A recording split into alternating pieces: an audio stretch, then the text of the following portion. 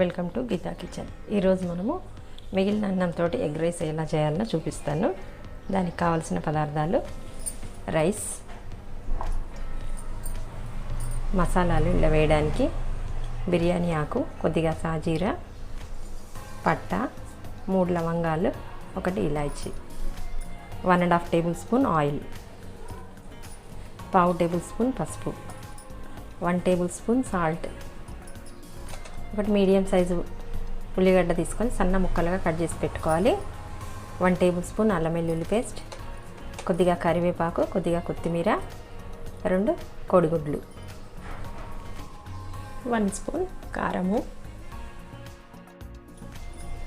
Stove on చేసుకొని ఒక pan పెట్టుకుందాము. ప్యాన్ అయినా గిన్నె అయినా పెట్టుకోవచ్చు. ప్యాన్ వేడైంది, ఆయిల్ వేసుకోవాలి. ఆయిల్ వేడైంది, ఇప్పుడు మసాలాలు వేసుకుందాము. 1 బిర్యానీ ఆకు, సాజీరా, పట్ట, లవంగాలు వేసుకోవాలి. సరే వేసుకొని కలుపుకోవాలి. తర్వాత ఉల్లిపాయ ముక్కలు వేసుకొని కలుపుకోవాలి.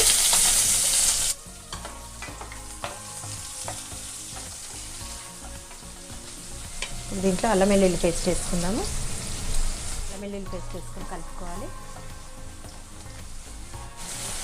అల్లం వెల్లుల్లి పేస్ట్ వాసన పోయేంత వరకు వేయించుకోవాలి. తర్వాత కరివేపాకు, కొత్తిమీర వేసుకొని కలుపుకోవాలి.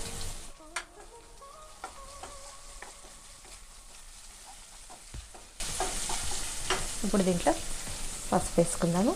పసుపు వేసి కలుపుకోవాలి.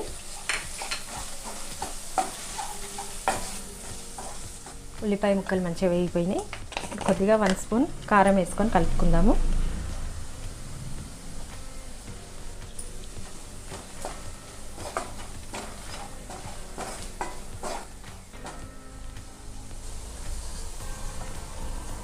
కొద్దిగా సాల్ట్ వేసుకోవాలి. దీంట్లో సగం రైస్లో వేసుకోవాలి.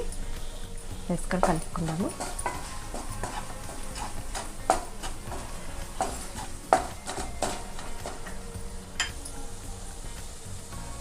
కారం వేసినాక 2 నిమిషాలు అయిన తర్వాత ఎగ్స్ వేసుకోవాలి.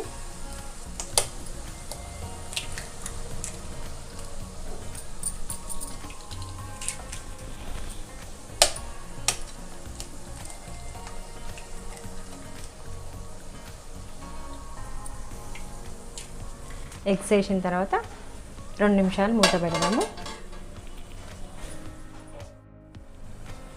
ఎగ్స్ వేసి 2 నిమిషాలు అవుతుంది. మూత తీసి ఒకసారి కలుపుదాము.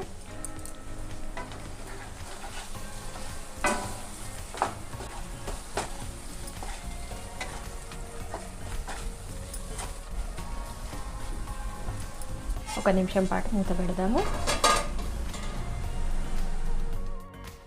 1 నిమిషం అవుతుంది. ఇప్పుడు దీంట్లో రైస్ వేసుకుందాము. రైస్ వేసుకొని కలుపుకోవాలి.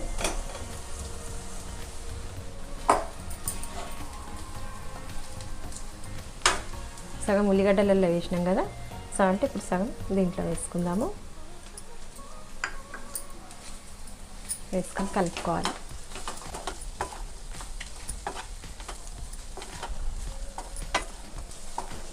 రైస్, ఎగ్స్ మొత్తం అన్నీ కలిసేటట్టు కలుపుకోవాలి. మొత్తం మంచిగా కలుపుకోవాలి. కలిపి ఒక నిమిషం పాటు ఇట్లా మూత పెడదాము.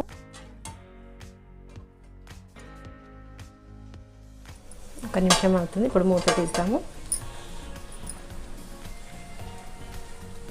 స్టవ్ ఆఫ్ చేస్తాము. ఎగ్ రైస్ రెడీ అయింది.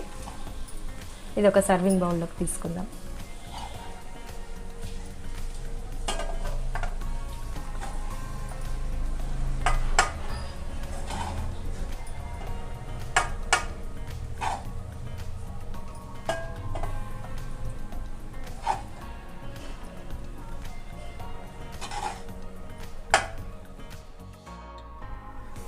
మిగిలిన అన్నంతో గుమగుమలాడే ఎగ్ రైస్ రెడీ అయింది.